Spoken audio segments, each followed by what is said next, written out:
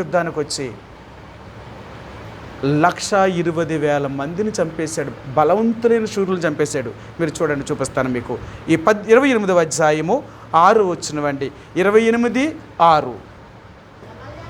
రెమల్య కుమారుని పెకహు యూదా వారిలో పరాక్రమవంతులైన 1,20,000 మందిని ఒక్కనాడే ఒక్క రోజుని చంపేశాడండి. 1,20,000 మందిని చంపేశాడు. అప్పుడు దేవుడు ఇశ్రాయేలు రాజైన రెమల్య కుమారుని పెకహునకు ఒక ప్రవక్త చేత ఎలా కబురు పంపించాడు. ఏమని కబురు పంపించాడో మీకు చూపిస్తాను. ఏమని పంపించాడో చూపిస్తాను మీకు.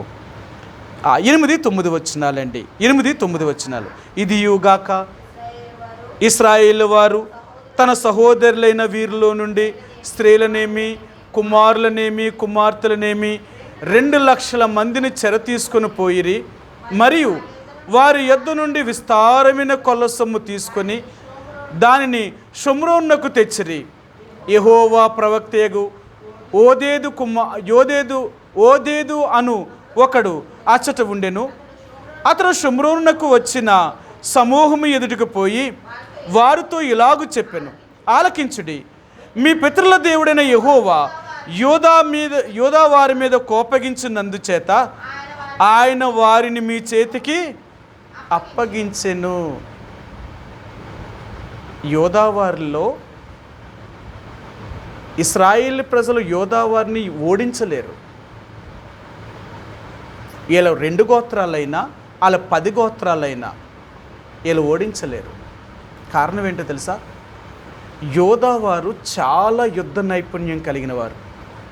మీరు మొదటి నుంచి చూడండి, వాళ్ళ చరిత్ర చూస్తే ఈ యూదా బెన్యామీనీలు చాలా బలవంతులు. వాళ్ళ పేరు చెప్తేనే ఇశ్రాయేలు ప్రజలు అడ్లుపోయేవారు. 10 గోత్రాల వారు కూడా యుద్ధం చేయడానికి అడ్లుపోయేవారు. ఎందుకో తెలుసా? వాళ్ళతో యుద్ధం చేయడం అంటే సామాన్యమైన మనుషులు కాదు. అందుకనే ఇక్కడ వాళ్ళు చంపేసినప్పుడు కూడా ఆ మాట ఏం రాశారు తెలుసా? అక్కడ పరాక్రమవంతులైన 1,20,000 మందిని చంపేశారట. మామూలు చంపలేదు. ఎంత బలమైన వారు తెలుసా యూదా వారు. నిజంగా ఆ రోజు ఇశ్రాయేలు రాజు యూదా వారిని చంపేసినప్పుడు ఎలాంటి వారిని చంపేశాడో ఒక్క మాటలు చెప్తాడు. అక్కడ మీకు చూపిస్తాను, అక్కడే చూపిస్తాను. 7వ వచనం చూడండి. 7వ వచనం. పరాక్రమశాలి అయిన ఎఫ్రాయిమీలుడగు జిక్రీ వాడైన మయాషయను, సభాముఖ్యుడైన అజ్రిక్రామును, ప్రధానమంత్రి అయిన ఎల్కోనానును హతము చేసెను. వీళ్ళ పేర్లతో సహా రాశాడు. ఎందుకో తెలుసా? వీళ్ళు చాలా బలవంతులు, చాలా తెలివైన వారు. ఇలాంటి వారిని సైతము కూడా ఇశ్రాయేలు ప్రజలు చంపేశారు. ఎందుకు చంపేశారట? ఇక్కడ చెప్పాడు కదా, ఈ ప్రవక్త చెప్పాడు, ఓదేదు చెప్తున్నాడు. వారు దేవుడు మాట వినకపోవడం వల్ల, దేవునికి వ్యతిరేకంగా జీవించడం వల్ల దేవుడు వారిని మీ చేతికి అప్పగించాడు అన్నా. అలాగన్నాడా? దేవుడే వారిని మీ చేతికి అప్పగించాడు, కానీ మీరు వారిని జయించలేదు. ఆయన అప్పగించాడు కాబట్టి మీరు ఆయన జయించారు. ఒకవేళ దేవుడే కానీ వాళ్ళు మీకు అప్పగించకపోయి ఉంటే మీరు మిమ్మల్ని చనిపోతారు. అందుకని అంటాడు, కొన్నిసార్లు దేవుడు ఏం చేస్తాడు తెలుసా? మనల్నే వదిలేస్తాడనమాట. ఎందుకంటే మనం దేవుడు మాట వెళ్ళలేనప్పుడు, ఇప్పుడు మనం బలం కానీ, మన జ్ఞానం కానీ, మన ఆస్తి కానీ ఏది మనల్ని కాపాడలేదు. తేలికగా ఓడిపోతాం అన్నమాట శత్రువుల చేతిలో. లోకములో మనకు వచ్చే సమస్యలకి ఎంత చిదుకుపోతాం తెలుసా? నేను ఒక మాస్టర్తో, అంటే నేను కొండపల్లి వెళ్తూ ఉంటే పరిచర్యకి నా పక్కన నేను కూర్చున్నాను అన్నమాట. ఆయనతో మాట్లాడుతూ అప్పుడు ఆయన అన్నాడు, సార్ నేను దేవుడిని నమ్ముకున్నానండి, నేను దేవుడు పెట్టినండి చెప్పాడు. సంతోషమే అండి. నేను చెప్పాను, ఏమైంది పాపం మీరు కర్ర పట్టుకొని నడుస్తున్నారు, అసలు ఏంటి అన్నాడు. సార్ ఏమీ లేదు సార్, నేను డ్యూటీకి వెళ్తున్నాను, బండి మీద వెళ్తూ ఉంటే ఒక టాటా మ్యాజిక్ వాడు సాయంకాలము 6 గంటలకి ఏం పెద్ద ఏం చేయలేదు, నా సైడ్ నుంచి వచ్చి జస్ట్ నన్ను ఇలా రాసి వెళ్ళిపోయాడంతే.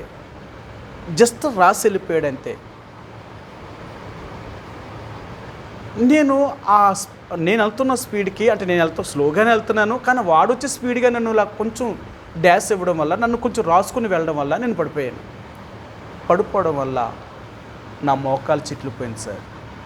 రోడ్డు మీద పడిపోయాను. ఇప్పటికి 6 నెలలు అవుతుంది సార్. నా జీవితం వైపు చిన్నాభిన్నం అయిపోయిందనమాట. ఎంత ఉద్యోగం చేస్తున్నా నా జీవితం ఈరోజు ఈ కాలు ఆపరేషన్ చేయించుకోవడానికి కనీసం 4 లక్షల రూపాయలు అయిపోయింది సార్. ఆపరేషన్కి డాక్టర్ చాలా మోసం చేశాడు. 4 లక్షల రూపాయలు అయిపోయింది. నా ఉద్యోగం ఉంటే మాత్రం ఎంత డబ్బులు వచ్చేస్తే నేను ఎంత దాయగలను? నేను అప్పు తెచ్చుకోవాల్సి వచ్చింది సార్. ఈరోజు నేను ఉద్యోగానికి వెళితే ఆ జీతం ఆ వడ్డీలు కట్టుకుంటూ నేనే తినాలా, నా మందులకే వాడాలా, ఆ వడ్డీకి తెచ్చిన డబ్బులకే కట్టాలా? ఈరోజు నా పరిస్థితి ఏమైపోయిందో తెలుసా? ఎంత సంతోషంగా ఉండే జీవితం ఒక్క క్షణంతో చిన్నాభిన్నంగా మారిపోయింది సార్. ఇంక నేనేం చెప్తాను చెప్పండి? ఇంతే. అర్థమైందా? దేవుడు ఒక జీవితాన్ని చిన్నాభిన్నం చెయ్యాలంటే ఏదో పెద్దవేవో జరగకరొద్దు, చిన్నే చాలు. మన జీవితమే నాశనం అయిపోద్ది అనమాట.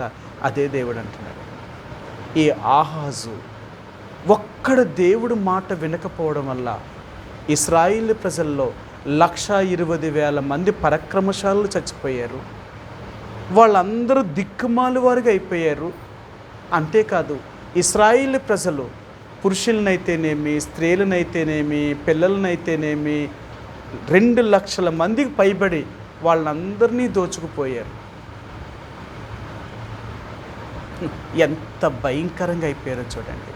ఒకప్పుడు ఎంత సంతోషంతో బ్రతికేవారు, ఇప్పుడు వీళ్ళు దాసులుగాను దాసురాండ్లుగా అయిపోయారు. పని చేసుకుని బ్రతికేవారుగా అయిపోయారు. ఎంత నీచమైన స్థితికి వెళ్ళిపోయారు. అందుకని అక్కడ అన్నాడు, యోధా వారిని ఆహాజు రాజు దిగంబర్లుగా చేశాడట, వారిని హీనులుగా తయారు చేశాడట. ఎందుకు ఇలా జరిగిందంటే ఈ ఒక్క దుర్మార్గుడైన ఆహాజు వల్ల. అందుకని ఈరోజు దేవుడు అంటున్నాడు, ఏమంటున్నాడో తెలుసా? మనలో ఉన్న విగ్రహాన్ని, మన ఇష్టాన్ని ఇప్పటికైనా మన హృదయంలో తీసుకోలేదంటే ఇవే ఒకరోజు మనకు ఉరిగా మారిపోతాయి అన్నమాట. మన చావుకి ఇవే కారణమైపోతాయి, ఇవే కారణమవుతాయి. మనం అనుకుంటున్నాం ఏవైతే మనం నమ్మేమో అవే మనల్ని కాపాడుతాయి అనుకుంటున్నామో అవే మనం నాశనం చేసేవి, అవే మనం నాశనం చేస్తాయి. కాబట్టి దేవుని బిడ్డలుగా ప్రార్థనకి వెళ్ళే ముందుగా ఈరోజు దేవుడు అనేది ఏంటో తెలుసా? మనం నష్టపోకుండా ఉండాలి అంటే, మనం దీవించబడాలి అంటే దేవుడు మాట వినడానికి నేర్చుకుందాం, దేవుడి చిత్తానికి అప్పగించుకుందాం, ఆయనకు తగినట్లుగా జీవించడానికి ప్రయత్నించేద్దాం. లేదా మన సొంత ఇష్టానుసారంగా జీవించాలి అనుకుంటే నీ మనసుకు నచ్చినట్లుగా, నీ హృదయానికి నీకు నచ్చినట్లుగా నీవు ఇష్టమైన దాన్ని నువ్వు కోరుకుంటే ఇవన్నీ నీకు నాశనాన్ని, నష్టాన్ని తీసుకెళ్తాయి. అందుకనండి ఇశ్రాయేలీలు వారు కోరినది ఆయన వారికి ఇచ్చాడట. వాళ్ళు ఏది కోరుకున్నారో అది ఆయన వారికి ఇచ్చాడట. కానీ ఆయన వారికి క్షీణత కలగచేశాడు. కాబట్టి ఈ రాత్రి దేవుని యొక్క బిడ్డలుగా ప్రార్థనకి వెళ్ళే ముందుగా మన జీవితంలో మన ఇష్టం అనేది ఏది ఉండకూడదు. ప్రభా నీ ఇష్టమే, నన్ను అలా సిద్ధపరచు. రెండవదిగా ప్రభా నా హృదయంలో నీకంటే ముఖ్యమైనది నాకు ఏదీ లేదు, నిన్నికంటే లోకంలో దేన్ని ఎక్కువగా ప్రేమించుకున్నట్లుగా నన్ను కాపాడు. ఎందుకో తెలుసా? నా హృదయంలో ఎటువంటి విగ్రహారాధన అంటే నీకు ఇష్టం లేని ఏది కూడా నాలో పూజించకూడదు. మీ అందరికీ తెలుసు కదా. ఈ ఒక్క మాట చూపించని ముగిస్తాను. సమూయేలు రాసిన మొదటి గ్రంథము 15వ అధ్యాయము, సమూయేలు రాసిన మొదటి గ్రంథము 15వ అధ్యాయము 23వ వచనమండి. 23వ వచనం, 15:23. తిరుగుబాటు చేయుట సోది చెప్పుటేను పాపముతో సమానము, మూర్ఖతను అగుపరుచుట మాయా విగ్రహములను గృహదేవతలను పూజించుటతో సమానము. చూసారా? దేవుడు చెప్పిన మాట వినకుండా తిరుగుబాటు చేయడమే విగ్రహారాధన, మూర్ఖత అగుపరచడమే మాయా దేవతలను గృహదేవతలను పూజించుటతో సమానమంట. మన జీవితంలో ఎన్ని విగ్రహాలను పెట్టుకున్నాం, ఎంత మూర్ఖంగా మనం జీవిస్తాం, ఎంత కఠినాత్ములుగా జీవిస్తాం. అందుకే దేవుని అన్నాడు, నీ హృదయములో ఉన్న విగ్రహారాధన మనుషులు కనపడకపోవచ్చు, కానీ దేవుడికి తెలియదా? అందుకనే ఈరోజు మనం ప్రార్థనకి వెళ్ళే ముందుగా దేవుడు అంటున్నాడు, ఏ విగ్రహ సంబంధమైన ఏది నాలో ఉండకూడదు తండ్రి, నీకంటే నాకు ముఖ్యమైనదేమీ లేదు. ఒకవేళ నీకంటే నేను దేన్ని ఎక్కువగా ప్రేమిస్తే ఈరోజే ఒప్పుకుంటున్నాను, నీకంటే నాకేది ఎక్కువ కాదు. అదేదైనా సరే, అది నా బంగారమే కానీ, అది నా ఇల్లే కానీ, అది నా ఆస్తే కానీ, అది నా బిడ్డలే కానీ, అది నా బంధువులే కానీ, ఎవరినైనా నీకంటే నేను ఎవరిని ఎక్కువగా ప్రేమించను. నిన్నే నేను ఎక్కువగా ప్రేమిస్తాను. నాలో నుంచి, ఈ నా హృదయముల నుంచి ఇంకేది నువ్వు తప్ప నీకంటే ఎక్కువ నాకు ఇంకేది ఉండకూడదు. ఇంకా నేను అలా ఉండాలనుకుంటున్నాను. నాకు నువ్వు సహాయం చేయి తండ్రి. అలాగ ఉండకున్నట్లుగా కూడా నన్ను కాపాడు. నీకంటే నేను దేన్ని ఎక్కువగా ప్రేమించకూడదు. నిన్ను చనిపోయేదాకా, ఈ లోకాన్ని వదిలిపెట్టేదాకా నీ చిత్తంలోనే బ్రతకాలి. నీకు ఇష్టమైన జీవితాన్నే జీవించాలి. నిన్ను మాత్రమే నేను సేవించాలి. నిన్ను తప్ప ఇంక నేను దేనిని సేవించకూడదు. అదేదైనా కానీ ఇంకేది నాకు ఆధారం కాదు. నా ఆధారము నువ్వు. నేను సంపాదించుకునే నాకు ఆధారం కాదు, నువ్వు నాకు ఆధారం. నేనెంత? నీ కోపం వచ్చిందంటే నేనెంత తండ్రి? నా జీవితం చిన్న భిన్నములుగా మారిపోతుంది. నా బ్రతుకు అలాంటిది. సరే, బైబిల్ గ్రంథంలో అంటాడు, ఒక మాట అంటాడు. ఏమంటాడు తెలుసా? మంటి కుండ పగిలిన తర్వాత ఆ కుండ ఎన్నో ముక్కలు అయిపోతుందట. ఆ ముక్కల్లో ఒక ముక్క దేవుడితో వాదించడానికి ప్రయత్నం చేసిందంట. అప్పుడు ఆయన అంటాడు, మంటి పెంకులలో ఒక పెంకువైన నువ్వు నిన్ను సృష్టించిన వాడితో నన్ను ఎందుకు ఇలాగ చేసావని అడుగుతావా? నీకెవడిచ్చాడా అధికారం? నా ఇష్టం. తయారు చేసిన వాడినే పగలగొట్టే అధికారం కూడా నాకు ఉంది. నేను పగలగొడతాను. ఎందుకు పగలగొడతానో తెలుసా? నా మాట వినకపోతే పగలగొడతాను అంతే. ఒక్కసారిగా పగిలేమా ఇంకా అతకడానికి మళ్ళీ పనికిరాము. ఇంకా అతకడానికి పనికిరాము. అందుకనే దేవుడు కోపాన్ని రేపొద్దు. మనం ఆహాజు దేవుని కోపం రేపడం వల్ల, దేవుని యొక్క మహోగ్రత ఆయన మీదకి రావడం వల్ల యోధా ప్రజలందరినీ దిగంబరులుగా చేశాడు. రెండవదిగా అతడు కూడా నష్టపోయాడు. అతడు చచ్చిపోయినప్పుడు కూడా దేవుడు కూడా ఏం చేశాడు తెలుసా? ఆహాజు మరణించిన తర్వాత అతడు రాజుల సమాధుల్లో పాతి పెట్టనివ్వలేదట. దేవుడు చచ్చిపోతే, ఒక రాజు చచ్చిపోతే రాజుని రాజుల సమాధుల్లోనే పాతి పెట్టాలా, అవునా? కానీ దేవుడు ఈ ఆహాజు మరణించిన తర్వాత ఇతన్ని రాజుల సమాధుల్లో పెట్టనివ్వకుండా వేరొక చోట పాతి పెట్టించాడట. సరే, ఈ ఒక్క మాట చూపిస్తాను మీకు. ఆహాజుని ఎలా పాతి పెట్టించాడో చూపిస్తాను మీకు. 2వ దినవృత్తాంతాల గ్రంథము 28వ అధ్యాయము చివరి వచ్చినవండి. అంటే ఎక్కడంటే అది చివరి వచ్చినవే 27 వచ్చినవండి. 28, 27. ఆహాజు తన పితరులతో కూడా నిద్రించి యెరూషలేము పట్టణమందు పాతి పెట్టబడిన గాని ఇశ్రాయేలీల రాజుల సమాధులలో అతడు తేబడలేదు. చూసారా? చచ్చిపోయినప్పుడు కూడా రాజుల సమాధుల్లో ఇతను పాతి పెట్టనవలేదు దేవుడు. అంటే దేవుడికి ఎంత కోపం వచ్చిందో చూడండి. బ్రతుకుండగా దేవుడు చేశాడు ఉగ్రత, చనిపోయిన తర్వాత కూడా ఇతను రాజుల సమాధుల్లోకి తేకుండా దేవుడు అడ్డుకున్నాడంతే. చేయగలడు దేవుడు, ఆయన ఏదైనా చేయగలడు. అందుకనే దేవుడు మాట ఎప్పుడూ కాదనకూడదు. మొదట ఆయన చిత్తానికి ఒప్పుకోవాలి. 2, ఆయన కంటే దేవుని ఎక్కువగా ప్రేమించొద్దు, ఆయన ఇష్టానికి అప్పగించుకోవాలి. ప్రభువా, ఆహాజు వలె నేను వండుకున్నట్లుగా నన్ను కాపాడు. ఆహాజు అలాగుండడం వల్ల తన దిగంబరుడైపోయాడు, తన హీనదశకి వెళ్ళిపోయాడు. యోధా దేశం అంతటినీ సర్వనాశనం చేశాడు.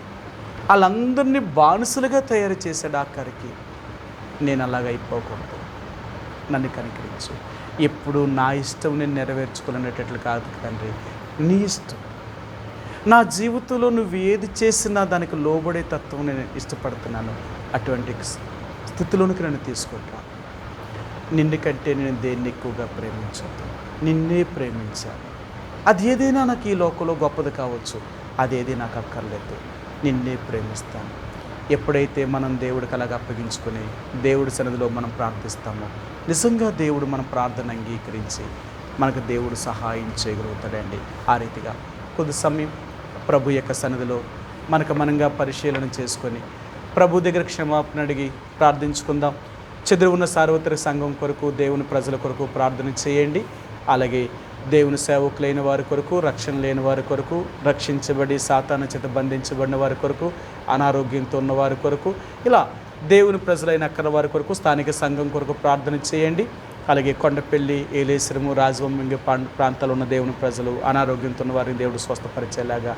అలాగే మరి మనకు తెలుసు ఎప్పుడు మనం ప్రార్థన చేస్తున్నాం, మరి రామచంద్రపురం, నర్సిపూడి, అలాగే అనపర్తి కానుకొని జరుగుతున్న పరిచర్య కొరకు, కాకినాడ, సామర్లకోట, పెద్దాపులు ఉన్న దేవుని ప్రజల కొరకు, విజయనగరంలో ఉన్న డేవిడ్ మార్టిన్ గారి వారి యొక్క పరిచర్య కొరకు, అలాగే జొన్నలగూరులో అంటే మరి ఇక్కడ లంకిలపల్లిలో జోనాథన్ మార్టిన్ గారి వారు చేస్తున్న పరిచర్య కొరకు ప్రార్థన చేయండి. ఇలాగా మరి నర్సీపట్నంలో ఉన్న దేవుని ప్రజల కొరకు, మన కుటుంబంలో ఉన్న సమస్యల కొరకు కొంత సమయం మన ఆర్థికమైన అవసరాల కొరకు కూడా ప్రార్థిస్తాం. ఆదివారం పరిచర్య కొరకు ప్రార్థన చేయండి.